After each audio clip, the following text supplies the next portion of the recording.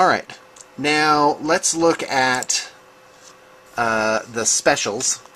I am going to say that the best gores are really the absolute stinkers of this whole thing, and I would not take them in a million years.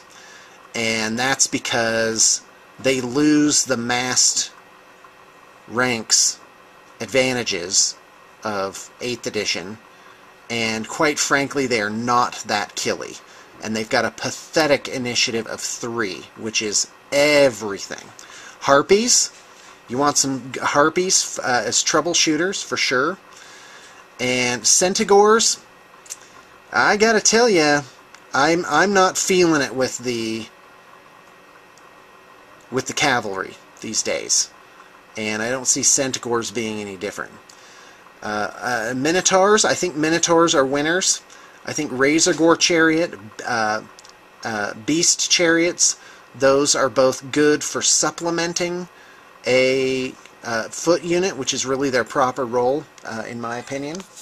Razor Gore Herd, that's tough. That's really tough. They probably still only have the 1 stompy attack, but they do have 4 attacks at strength 5,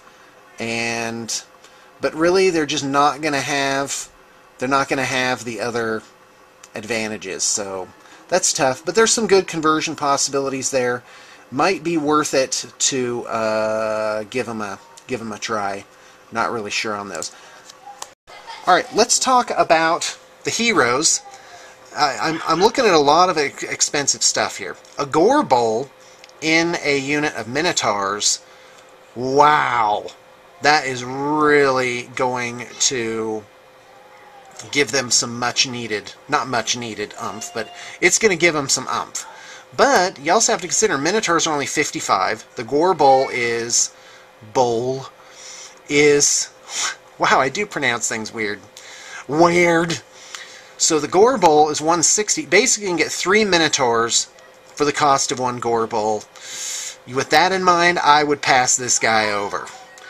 Unless there's some magic item that makes him so awesome. But I'm not so sure that's really the case. Slug Tongue, very impressed with Slug Tongue just on his own merits. I can't go into that right now. War Gore at 85. Well, you got to think, do I want 12 more Gores beefing it up, or do I want 1 War Gore? Well, he does have 4 initiative, and that is everything, because that means something initiative 3 or lower, charging your unit of Gores. If you got a War Gore or 2 in there, you'll be able to hit them. And then your other guys obviously will go simultaneously. I'd say depends on your opponent for that one. Now let's go to Lords. Yeah, you kind of hear the kids shrieking in the background, right? So, yeah, a lot of spendy Lords here. You might take them just for the sake of, you know, giving them a shot just because they're so amazingly stompy. So yeah, monsters is the way to go. But you can have the best of both worlds. Take your giant blocks of guys and take your giant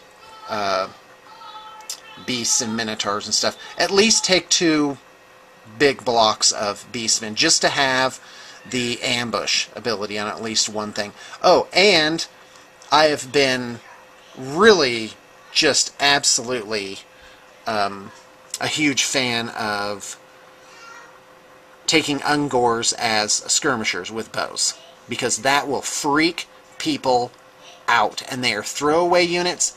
They can handle war machines, they can handle little pesky units running around, and they might just be able to take objectives too. I haven't really read the missions, but you definitely got to look at those. Also, just one last note on the Lords. I'm looking at Taurox the Brass Bull, Frenzy again, but also Leadership 8. So he might be something really to look at, and also with some great conversion possibilities on that one. So there you go. That's my comments about Beastmen. Hope I got it in under 10.